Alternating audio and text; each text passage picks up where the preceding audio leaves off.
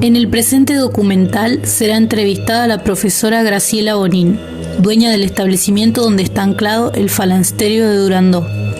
Este establecimiento está ubicado en la provincia de Entre Ríos, Ruta 14.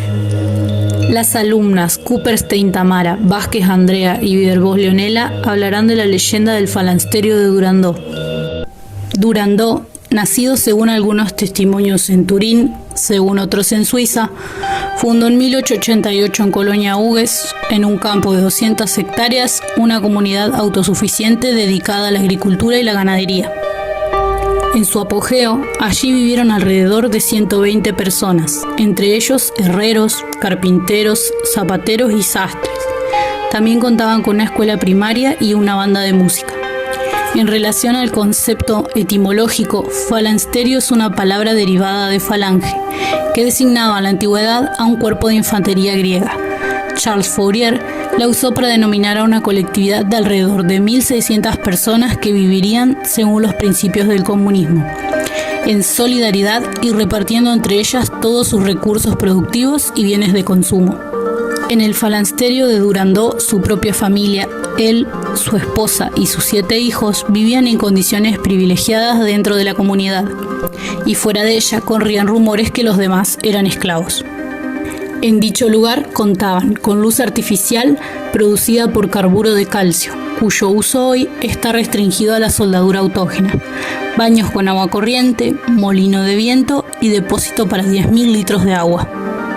Durandó era o había sido espiritista y decía tener comunicación directa con Dios, de modo que sus órdenes eran en realidad de Dios y por eso eran mandatos divinos inapelables. La comunidad que él estableció comenzó con el arranque del siglo XX a tener enfrentamientos con la Iglesia Católica, que siempre la combatió y consiguió la deserción de muchos de sus miembros, y conflictos con el Poder Judicial de Entre Ríos, de modo que decayó tras la muerte de Durandó en 1916 a los 74 años de edad. En realidad, el nombre de la comunidad era Establecimiento Agrícola Industrial de Juan José Durandó. El fundador aparece en el Registro Civil de Colón como nacido en Turín, Italia, el 7 de marzo de 1842.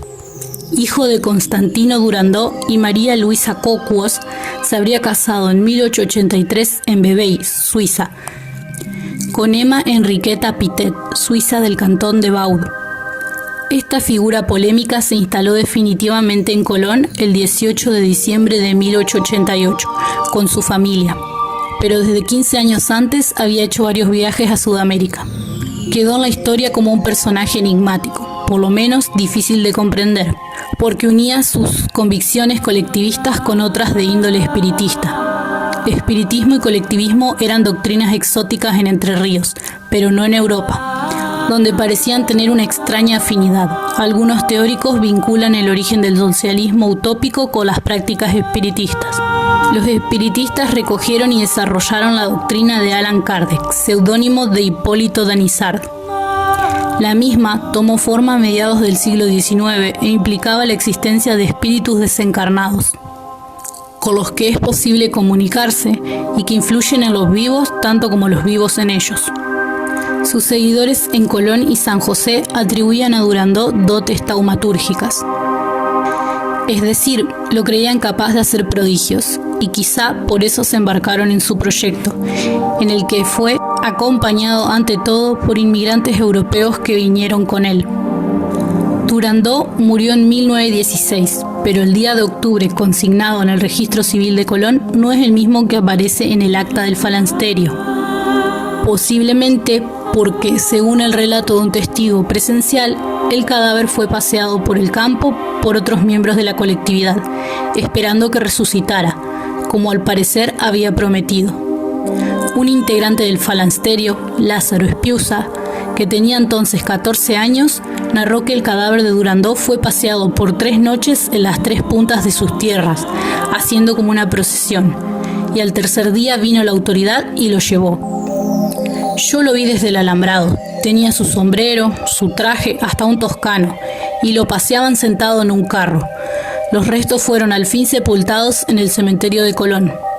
La decadencia del Falansterio está como marcada, al igual que el destino de sus edificios. La casa principal fue habitada por Teresa Macera, integrante de una familia muy relacionada con Durandó. Alrededor de 1930 la casa se hundió en su propio sótano, socavada por el agua. El último en abandonar el lugar fue un hijo de Juan José, Eduardo Durandó, que permaneció allí con su esposa y sus 4 hijos hasta noviembre de 1965. Lo que debía ser solidaridad como un modo de vida, un ideal colectivista contrapuesto a la falta de ideales que evidencia la individualista sociedad moderna, reveló no ser más que fidelidad a un hombre, Juan José Durandó. Cuando el loco murió, todos sintieron que desaparecía lo que los unía, y cada cual tomó su propio camino. A pesar de algunos intentos de mantener la empresa en marcha, por ejemplo, Eduardo, ya cerca del fin de sus días, narró algunos detalles de los tiempos posteriores a la muerte de Juan José. Las tierras eran de mi padre. Yo le vendí a Macera una parte para que los padres tuvieran algo allí. Después me quiso vender, pero no entregarme la escritura por escribanía. La quiso hacer él, pero yo no lo pelé. Me quiso vender la parte de la sucesión de Macera.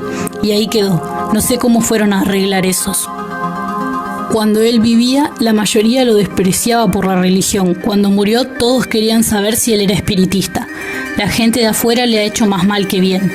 A los tiempos del falansterio, en el que el bien prevalecía sobre el mal a fines del siglo XIX, la comunidad se autoabastecía a pesar de que todo pertenecía a Durandó. Había sembradíos, frutales, una gran huerta, invernáculo de vidrio para cultivos especiales, herrería, carpintería, zapatería, sastrería, escuela de primeras letras, artes y oficios. A su vez, el edificio principal estaba rodeado de jardines. Durandó solía sentarse bajo una glorieta a escuchar su propia banda de música. En el sótano de la vivienda, el que terminó décadas después tragándose la casa edificada sobre él. Había toneles de deliciosos vinos elaborados en el lugar y facturas de cerdo. En la primera planta se almacenaban otros productos. En la segunda planta estaban los dormitorios para hombres solteros y en el entrepiso se secaban los fideos y orejones. En relación a esto, en la escuela primaria de la colectividad, los niños estudiaban en teoría y práctica el uso de instrumentos de agricultura y de diferentes oficios. Las niñas aprendían costura, encarando de igual modo. La educación común a los dos sexos era aritmética, geometría y el lenguaje francés y castellano y música. Según su propio testimonio, Durandó no era un espiritista como los que hacen mover la mesa de 3 patas y apelan a los poderes especiales de un médium, pero pretendía comunicarse directamente con Dios, mediante la escritura, tras una intensa concentración. Decía que Dios lo iluminaba en la organización del establecimiento, tanto social como económicamente. La palabra de Durandó era la palabra de Dios. Él era un iluminado. Además, era un sanador. Decía haber curado en Suiza la parálisis de su esposa y también devolvió en el falansterio la vista a un ciego. Tenía por lo menos un buen conocimiento de las propiedades medicinales de las plantas. El ideal igualitario de esta particular manera de pensar se cumplía, pero bajo la férrea autoridad teocrática de Durandó. Prosaicamente, los que impartían las órdenes de Dios eran dentro de la colectividad una élite que había aportado el capital para fundar la colonia. Y los obreros no tenían sino su trabajo y una admiración religiosa por su líder. No percibían salario, no manejaban dinero y tenían lo suficiente para satisfacer las necesidades básicas. La leyenda que te voy a contar es aquella que habla de la muerte de Durandó. Post-muerte de Durandó, los 3 días consecutivos a su muerte, seguidos a su muerte, él es paseado por todo su predio en un carro y según cuenta Lázaro Piusa, que era un vecino del lugar, que para ese entonces, para el año de la muerte de Durandó, a 1916, él apenas tenía 14 años. De esta persona a la cual te estoy hablando la conocí, y él siempre contaba que Durandó lo paseaban en un carro recorriendo el campo. En el carro él estaba como sentado, vestido con su traje, con su sombrero y como fumando un toscano. Esa era la postura, o sea, porque la creencia era que Durandó al tercer día iba a resucitar. ¿Por qué hablamos de resucitar? Y bueno, porque dentro de su creencia él se hacía llamar el Hijo de Dios. Junto con aquellos que vivían con él y creían en su ideología, seguían su ideología, pensaban lo mismo, porque evidentemente lo pusieron en práctica. Si me preguntás si lo creo, sí lo creo. Con su egocentrismo lo creo. Sí. Claro. Me preguntás también por qué lo creo, porque lo escuché siempre en mi familia, Claro. desde muchísimos años. No es algo que lo haya, solamente la Esposa lo haya hecho, sino desde el lado de mi padre, mi papá y la familia de mi papá, que eran vecinos del lugar, siempre lo contaron, o sea que lo conozco de más de una fuente. Sí. Y el cuerpo no se iba descomponiendo. El cuerpo se iba descomponiendo por su fuerza día. Autoridades municipales se enteran de esta práctica, entonces, acuden al lugar y obligan a estas personas, los familiares de Durandó, a darle sepultura como cualquier otro cuerpo en el cementerio de Colón. ¿Y qué gente había ahí cuando practicaban eso, digamos, cuando recorrían su campo? Y aquellos seguidores, los que vivían con él. Los que vivían con él nomás. No te sé identificar qué personas en específico para dar. Claro, no era como un evento que iba gente de afuera, digamos, era su gente. Era una práctica particular de ellos, digamos. Claro. Las personas que vivían en el establecimiento. Todos sus empleados y eso. Entonces, usted conoció la leyenda en base a... Yo la conocí en base primero a escucharla en mi casa, ¿sí? Ya te digo, mis abuelos eran vecinos del lugar. Mi abuelo es el que compró el lugar después. Y la relación con Durandó no era la más frecuente, porque en realidad mis abuelos, la familia de mis abuelos le tenían miedo y no querían tener mucho contacto con él, así que era lo justo y necesario, pero había cosas que en la colonia se sabían o se veían, ¿sí? Claro. Siendo vecinos linderos, se lo veía perfectamente.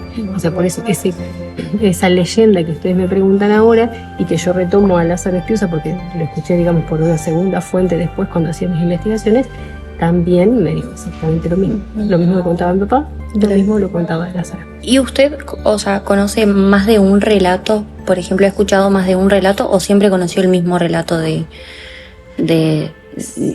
Siempre el mismo por relato. Por fuera de parte de su familia. Claro. Fuera de mi familia, el otro referente que te doy es Lázaro. Claro. Que te nombré como Lázaro Espiusa, claro. Que no es de mi familia. Claro. O sea, siempre escuchó el mismo relato, digamos. Siempre escuché el mismo relato. ¿Qué secreto o misterio se esconde detrás de la leyenda? Creo que está basado en la creencia en función de esa comunicación que él tenía con Otre Pere, con nuestro padre, como le decía, esa comunicación diaria, en la cual le decían cuáles serían las actividades que debía realizar los habitantes del lugar, cómo debía llevar adelante el establecimiento, cuáles eran las cosas que sucedían, porque supuestamente él se comunicaba con los espíritus o con Dios. Creo que esto forma parte de todo ese misterio que había detrás y que se cuenta sobre esa relación que él siempre alegaba directa con Dios, o esa comunicación directa con Dios. ¿Qué cautivó o llamó la atención para realizar paseos o para que pase algo a leyenda? ¿Qué llamó la atención? Más bien la forma de vida del lugar. No tiene que ver exactamente con cómo él se autoconcebía con respecto a la relación con Dios solamente o su espiritismo. Tiene que ver más bien con el establecimiento agrícola e industrial, lo que significó para el momento. En esa época la gente era muy, muy católica, ¿no? ¿Cómo tomaba esto de las energías?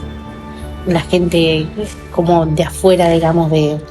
Bueno, si lo planteamos como desde la actualidad y hablamos de energía, en aquel momento no hablaban de energía. No, te lo digo desde el punto de vista familiar. ¿Eras católico o no era católico? Entonces yo, digamos, hablaría más de creencias. Claro. Y ahí en la creencia me iría la creencia católica, de la fe católica. Entonces la mayoría de los vecinos, o prácticamente todos los que lo rodeaban, eran católicos practicantes, conservantes.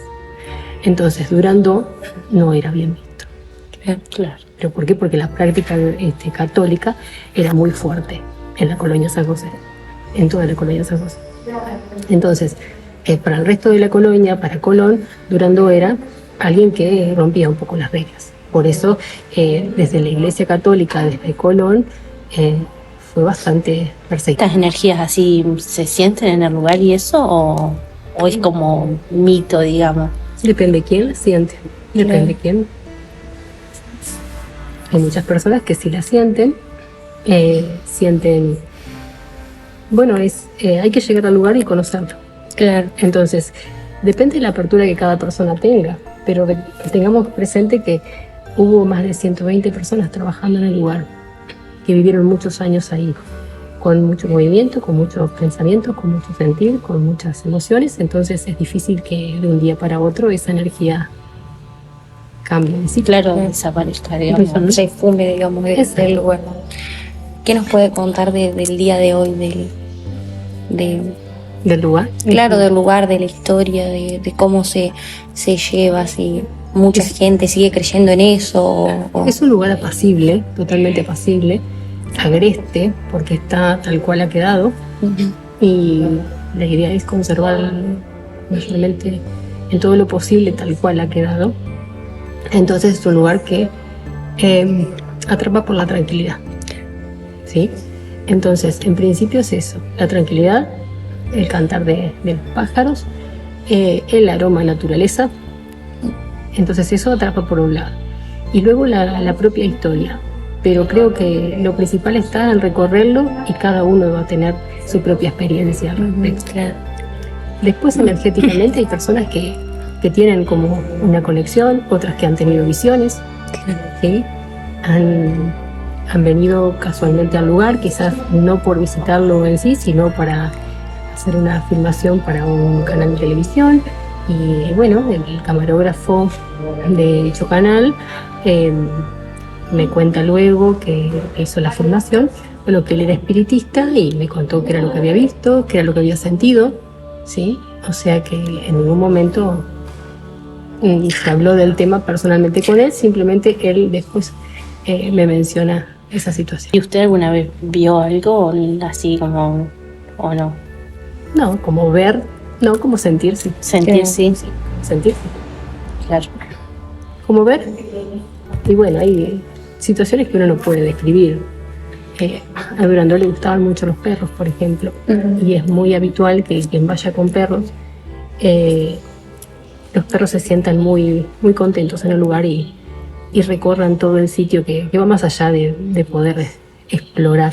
Claro. ¿Sí? La sensación de los perros es muy llamativa. Después hay imágenes, por ejemplo, hay fotografías en las cuales suelen salir los rostros de Durandó, el rostro de Durandó, en fotografías que incluso se han tomado no las tomé yo, las he tomado desde turismo, en el momento que comenzó a hacerse las visitas guiadas, y aparece el rostro bastante claro de Durandó.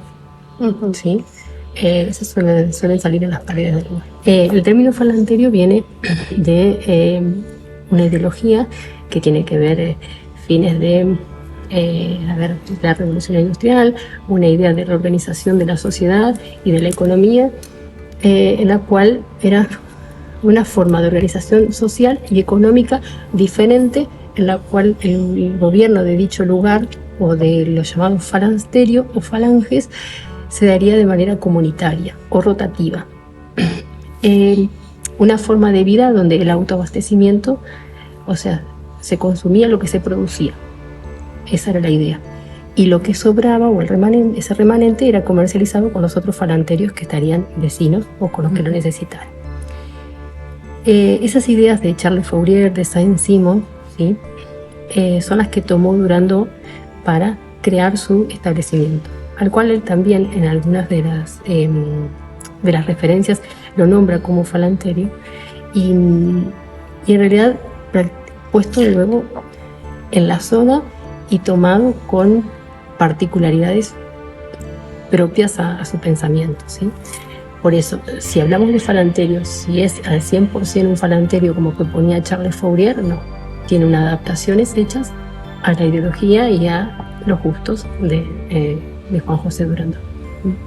Pero el establecimiento agrícola industrial de Juan José Durandó, como así figura en las actas, en los libros de actas del lugar, como aparece en su sello o en su logo, por así decirlo, como conocemos hoy, es establecimiento agrícola Juan José Durandó. El término falansterio se lo dieron después, o se lo dio la literatura, por así decirlo, o un periodista local, que es de apellido Ramat, que aparece nombrándolo como falansterio.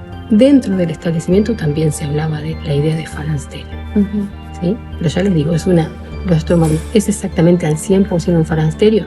No, si nos remitimos a la teoría de Charles Fourier, no es al 100% falansterio, pero tiene características propias de los falanterios y otras adaptaciones que Durandot les ha hecho, digamos, en función de su beneficio, de su gusto personal. ¿Él solo tenía mujer, no tenía hijos? Sí, tenía hijos. ¿Tenía Sí, hijos? sí, tenía hijos, por supuesto.